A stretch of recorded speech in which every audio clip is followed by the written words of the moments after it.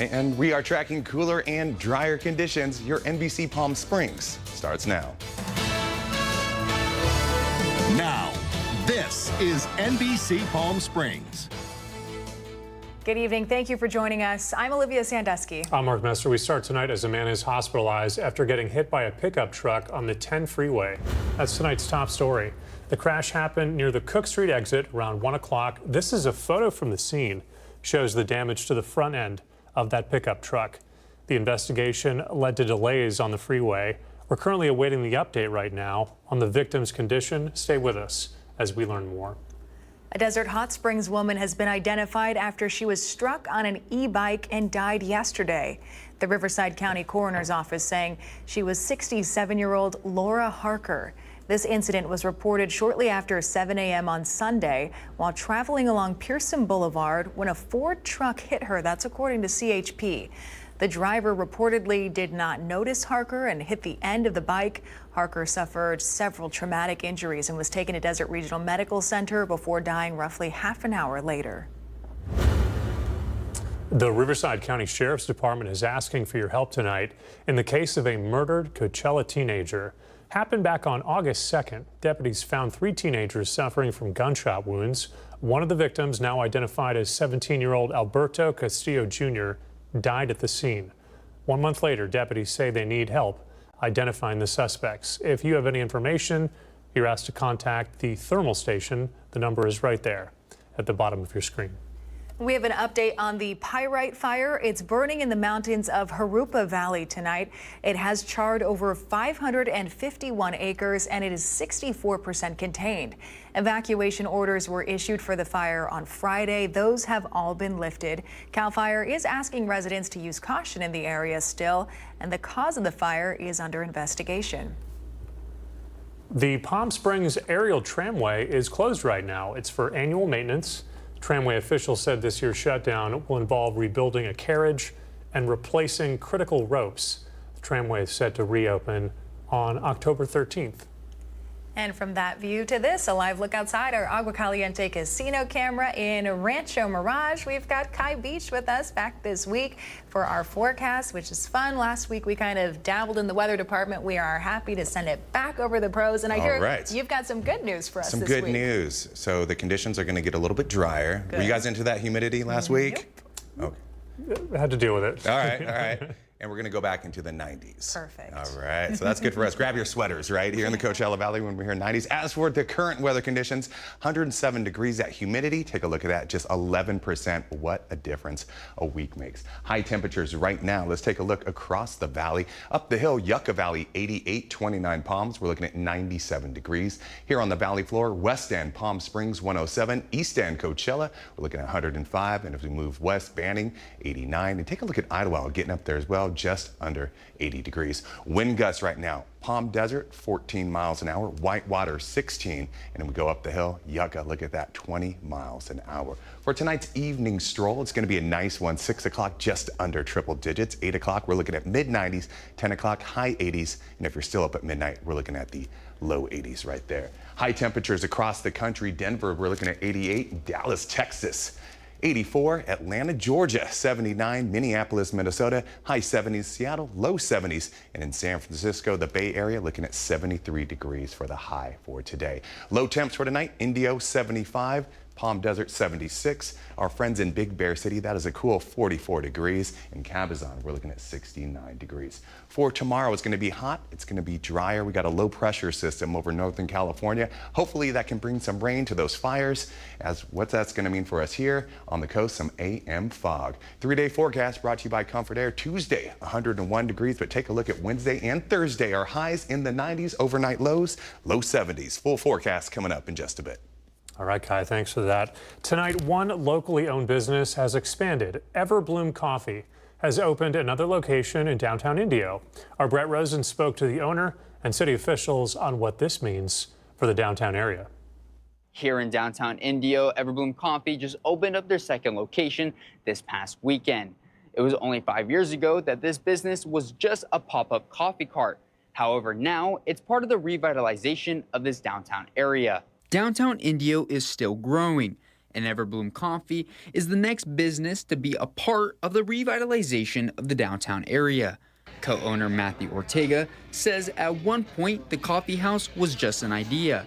He didn't know what it would eventually bloom into. It was really just a dream that myself and my business partner EJ had, and we started out with the idea to do a coffee cart probably almost 10 years ago. And so we started back in 2020, right before the pandemic hit. So February 28th, 2020 was our first day serving. We were doing like a pop-up, and about 2 weeks later, everything shut down. And then we just kind of continued with the cart concept. And by summer of 2020, we were so busy. Indio City officials say the importance of the revitalization of the downtown area is on the shoulders of making sure locally owned businesses are at the forefront. And Indio's Director of Economic Development, Miguel Ramirez Cornejo, says it was a no-brainer to have Everbloom Coffee be a part of the revitalization plan. When I spoke to Matt and EJ, they wanted this to be a whole community type of feel where people can feel to come and have a place to hang out, a third place. What this means for downtown Indio is more people coming back, the revitalization continues. Everbloom's first location is on Highway 111. It's not super spacious, yet customers still love them. I feel like the baristas there are really cool. The vibe overall seems really nice. It's very calm. I think it's a really great thing that they expanded, and especially in this area because it is getting to be really popular. And I think just with COD right down the street, a lot of the students are able to come here and to do their work comfortably. Matthew Ortega says what makes Everbloom so different is the personal relationships that they have with their customers. That focus on making someone feel invited, welcomed in, warm, embraced in a lot of ways, I think is a big part of what sets us apart. Now, as of now, this new location for Everbloom Coffee is only open Friday through Sunday, 7 a.m. to 4 p.m. for this month. However, when speaking to the owner, after this month, the plan is simple: be open during the weekdays with hopefully extended hours. Here in Indio, I'm Brett Rosen, NBC Palm Springs. All right, our thanks to Brett for that report. In more local news tonight, California's minimum wage is set to rise once again. This will take effect next year. Under state law, the Department of Finance reviews inflation each year to determine if workers should see an adjustment.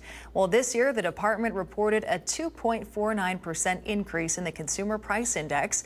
That means starting January 1st of 2026, the state's minimum wage will go from $16.50 an hour to $16.90. Some financial advisors are concerned about the increase in costs for small businesses across the state. It's really painful because now the small business will have to pay additional to those employees. I know that's part of the requirement, but at the same time, they have to pay more in workers' comp, more in payroll taxes, more in disability, and that's actually will make this small business suffer more on their money. State officials say this latest adjustment may feel modest, but it's another step to keep wages in line with the rising cost of living. We have a traffic alert to tell you about if you're traveling through La Quinta tomorrow. It's happening at the intersection of Jefferson Street and Highway 111. It starts at 4 o'clock in the morning and goes till 10 o'clock. While important repairs are getting done, those lights that we're talking about will operate as a stop sign. The city says you can expect brief delays, so plan accordingly. Coming up next on NBC Palm Springs, the president's immigration crackdown is causing some major implications nationwide and here at home. We'll have more on the roving ICE patrols. That's after the break. Also tonight, a battle for executive power. The Supreme Court weighs in on if President Trump can withhold money for foreign aid.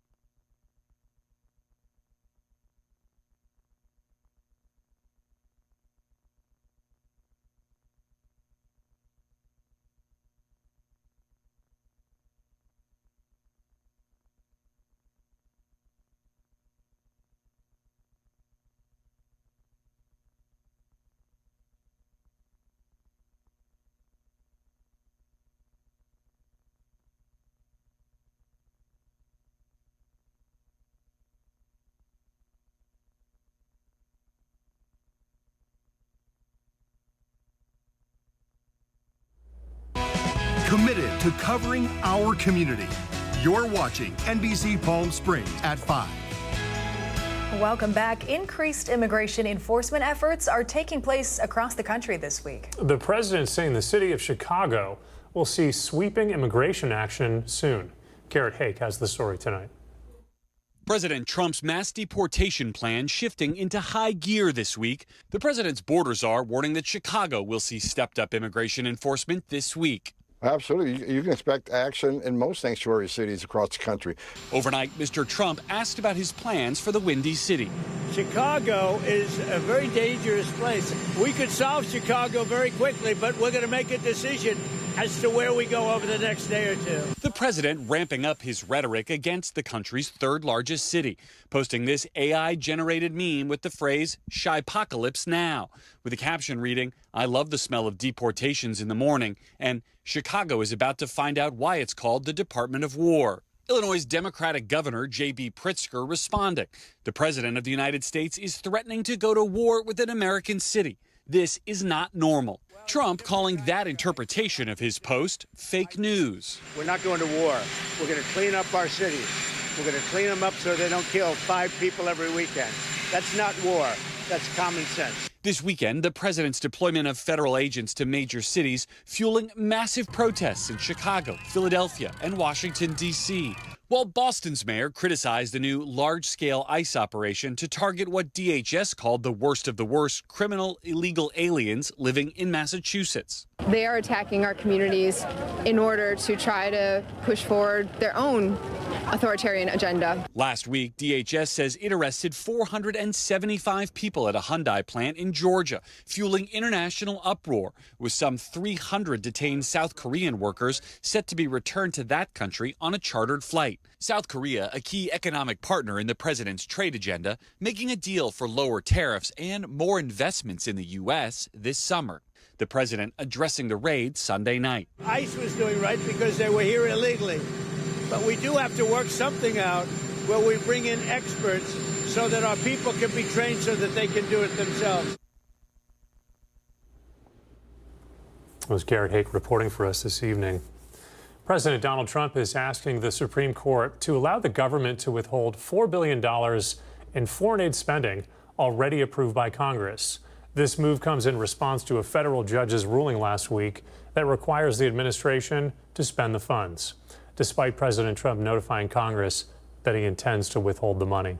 If the Supreme Court agrees to hear the case, it could be an important ruling in a showdown over presidential powers and to what extent the president can refuse to spend money that Congress has appropriated. The dispute involves a law called the Impoundment Control Act, passed back in 1974, to regulate the president's control over budgets. Let's take you outside. A live look from our Indian Wells Golf Resort camera. A gorgeous view on a Monday evening here in the Coachella Valley. Kai Beach is in next with your 7-day forecast.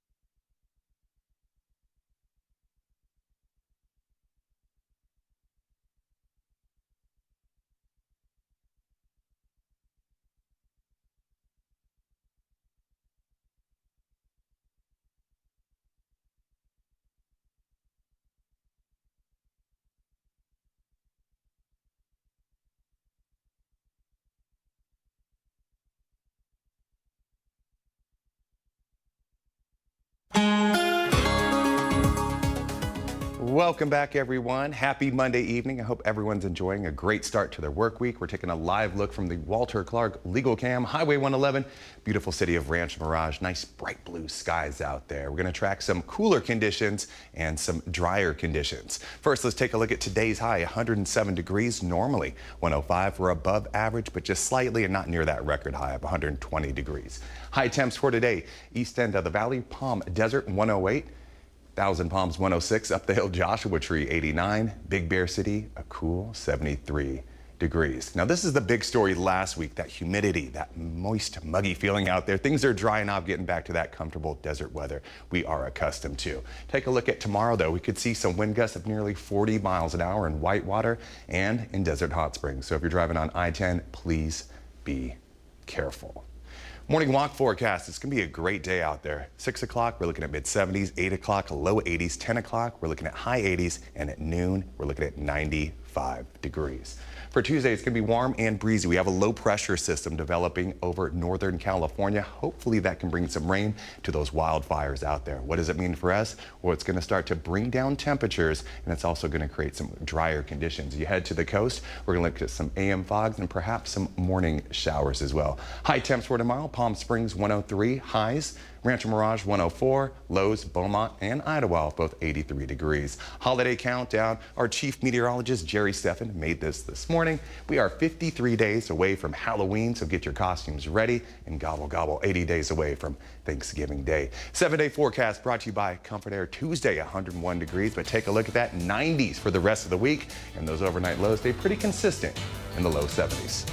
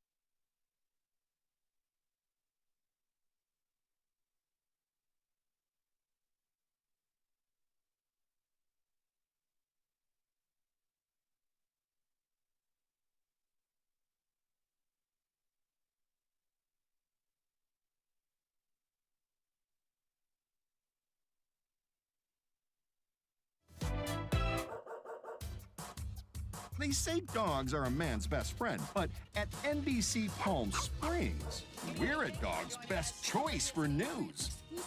Apologies to our competitors, but even your dogs know who leads the pack in news.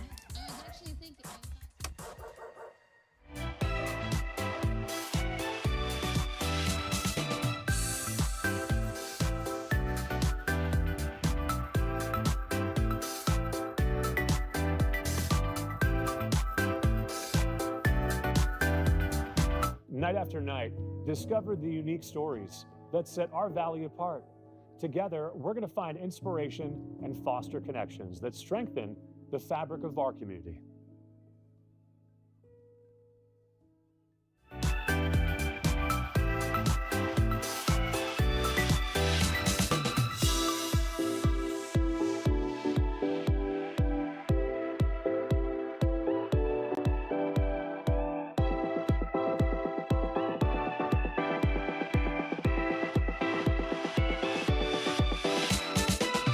Babies are experts at paying attention to only what is genuinely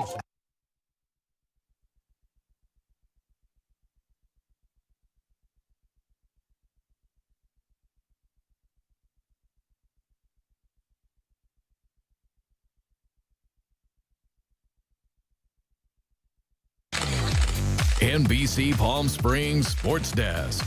Brought to you by Agua Caliente Casinos. We have your game. Welcome back, everyone. I'm Caitlin Kelly, and the JW Marriott Desert Springs hosted some of the region's best junior golfers over the weekend for a PGA Junior League regional competition. The league draws tens of thousands of kids of varying ages and skill levels into the game each year and provides expert PGA and LPGA coaching. We caught up with some of the participants after the event. It's just a great event. It's so much fun to be out here with this team, especially just getting to compete with them. A little hot, but yeah, it's just so much fun to be out here and play. Some have been playing since they were 4. Some have just started maybe a year ago or so. But all of them together to be on this team, this all-star team, is, like I said, just a big accomplishment for each one of them. And did you see it? Yesterday was the premiere of Firebirds Off the Ice, hosted by our very own Tim O'Brien. The show takes you behind the scenes of your favorite local pro hockey team, from super fans, commentators, and even the AHL's best feathered mascot. Try saying that 5 times fast. Mascot Fuego. If you didn't catch it on our airwaves yesterday, don't worry. Simply go to the NBC Palm Springs website, click on the program tab, and look for Off the Ice. And it goes without saying, we had a full slate of NFL games on Sunday, but Saturdays are for collegiate football. And that's when we saw College of the Desert hit the gridiron for their first home game of the season. And this COD roster, it's full of familiar faces and a ton of homegrown talent. Take a look. The names you cheered for under the Friday night lights are now turning heads on Saturdays. Still repping the desert, but now on the collegiate stage at College of the Desert. It's a great feeling to be back home, man. I started since I was 7 playing on this field, so it's definitely electrifying to be back on the field. His first home game back here in the school where he played his collegiate, played his high school football at. So he's really excited about it, and I expected him to really shine tonight. With COD's stadium still under renovation, the Roadrunners are calling Cathedral City High School their temporary home. A true homecoming for O'Shea Wallace and a full circle moment for several teammates who once battled under those same Friday night lights. Rivals on the same team. I think it's pretty cool because we already know what they're about, and so then you know how they're gonna play and what you're expected to play. So I think us coming together, it's like a unit, I would say.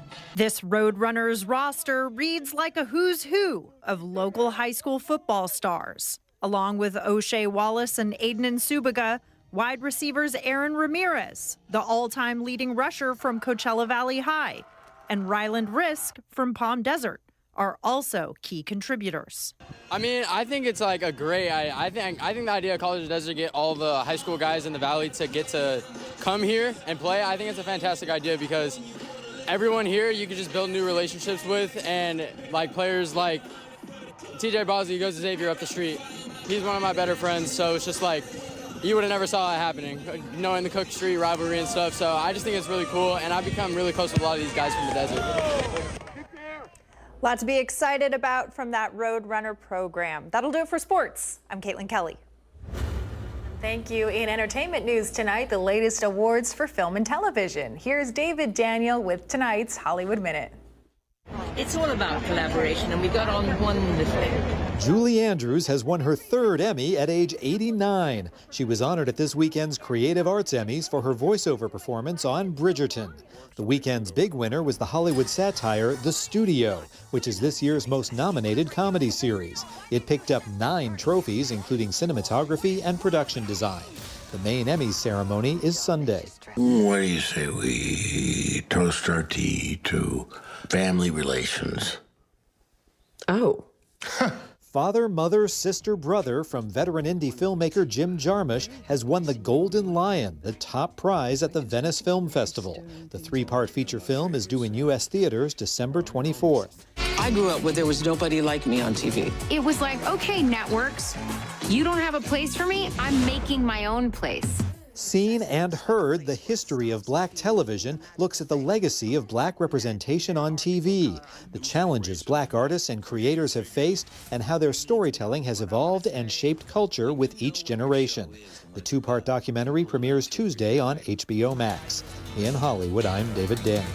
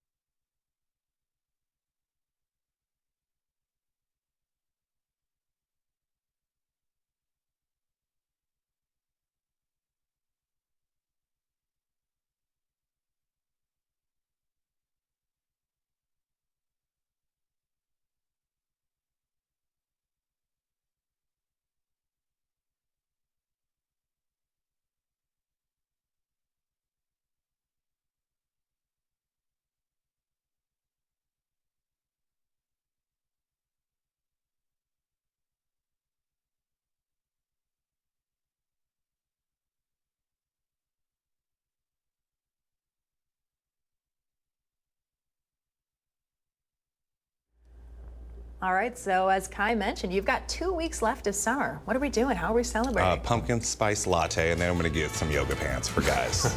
He's already flipping the calendar to fall. Some nice order. Nightly news is next. We're back here at 6 with the latest headlines. We'll see you then.